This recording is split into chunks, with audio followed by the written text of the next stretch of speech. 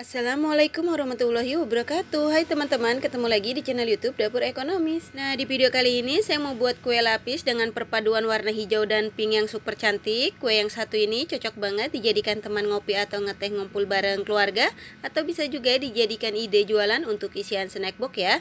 Nah, mau tahu saya buatnya gimana dan bahannya apa aja? Simak videonya sampai dengan selesai. Terima kasih. Langkah pertama, siapkan panci, lalu masukkan gula pasir sebanyak 60 gram atau setara dengan 4 sendok makan. Kalau teman-teman suka manis, boleh ditambahkan untuk takaran gulanya, disesuaikan dengan selera ya. Selanjutnya, tambahkan garam sebanyak setengah sendok teh dan vanili bubuk sebanyak seperempat sendok teh. Jangan lupa tambahkan 3 lembar daun pandan supaya aroma kuenya lebih wangi ya.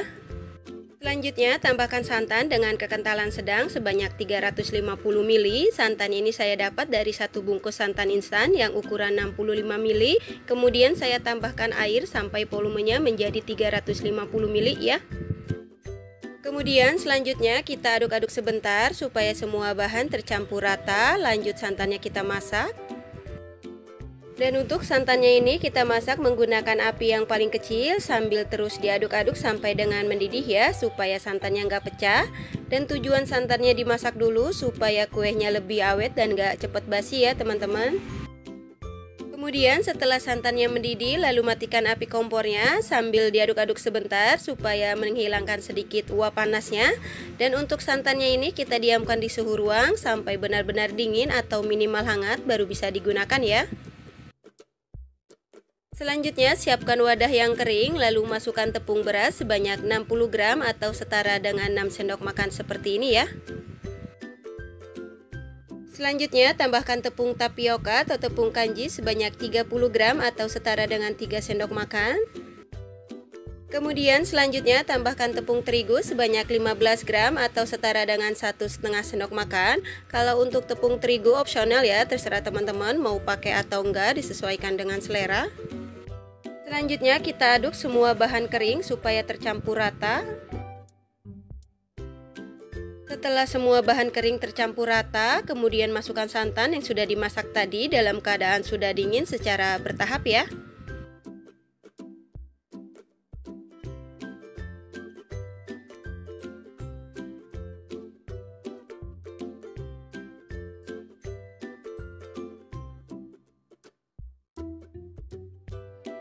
Selanjutnya, setelah semua bahan tercampur rata, kemudian kita saring supaya tidak ada tepung yang menggumpal atau bergerindil. Dan untuk hasil air adonan setelah disaring ini sekitar 430 ml, kemudian kita bagi adonan menjadi 3 bagian. Nah, ini dia adonannya sudah saya bagi menjadi 3 bagian, dan untuk adonan yang pertama di sini saya tuang sebanyak 75 ml, dan yang kedua 150 ml, dan yang ketiga sebanyak 200 ml. Kemudian masing-masing adonan kita beri warna sesuai dengan selera. Untuk adonan yang pertama saya tambahkan pewarna hijau tua makanan secukupnya.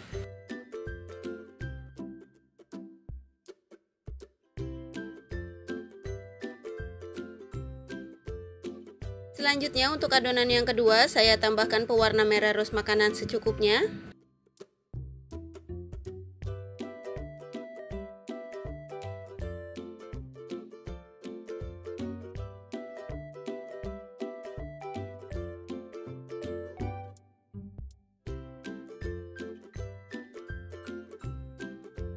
Kemudian selanjutnya untuk adonan yang ketiga saya tambahkan pewarna putih makanan sebanyak 1 sendok teh. Untuk pewarna putih makanan opsional ya, terserah teman-teman mau pakai atau enggak, disesuaikan dengan selera. Selanjutnya setelah semua adonan selesai diberi warna, kemudian kita kukus.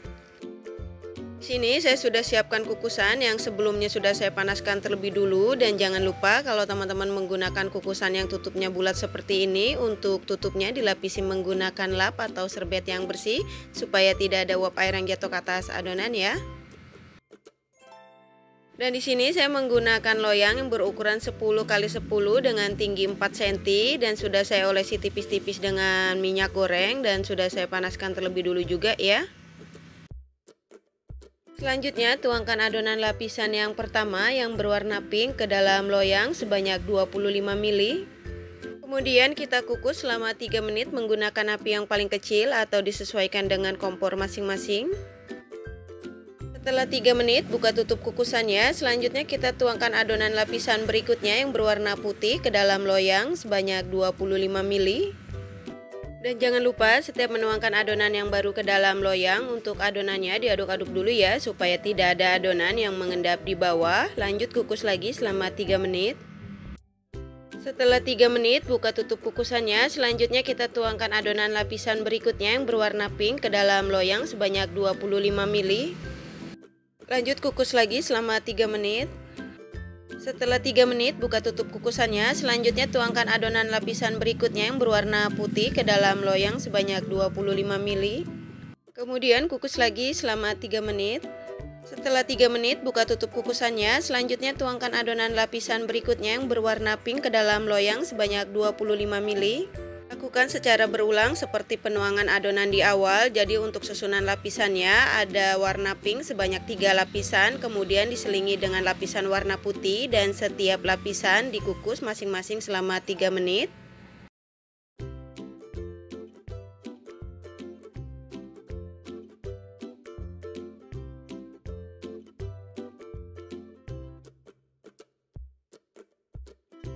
Kemudian setelah lapisan warna pink yang pertama selesai, selanjutnya kita tuangkan lapisan yang berwarna hijau ke dalam loyang sebanyak 25 ml. Sama lakukan seperti yang lapisan warna pink ya. Untuk lapisan yang warna hijau sebanyak 3 lapisan, dan setiap lapisan diselingi dengan lapisan warna putih, dan masing-masing lapisan dikukus selama 3 menit.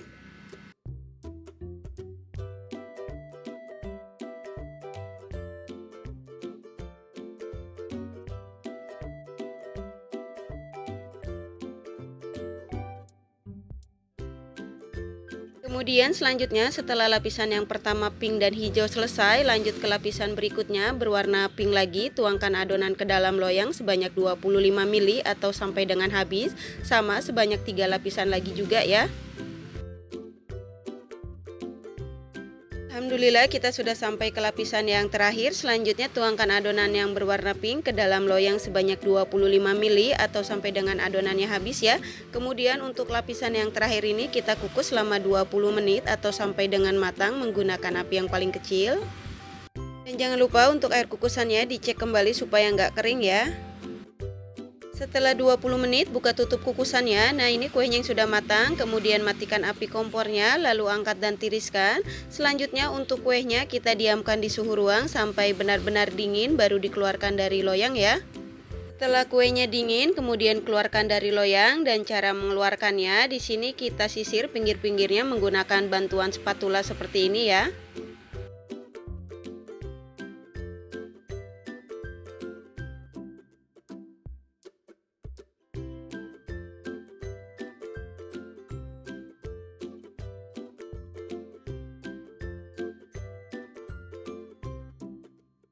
Kemudian kuenya saya potong menjadi 2 bagian dengan ukuran yang sama. Kalau teman-teman menggunakan pisau yang biasa, jangan lupa dilapisi menggunakan plastik ya, supaya nggak lengket. Nah, ini dia untuk hasilnya, dan setiap lapisannya rapi banget ya teman-teman, nggak ada yang bergelombang. Dan untuk teksturnya ini lembut, kenyal, legit, dan lentur ya. Selanjutnya kita potong kuenya sesuai dengan selera.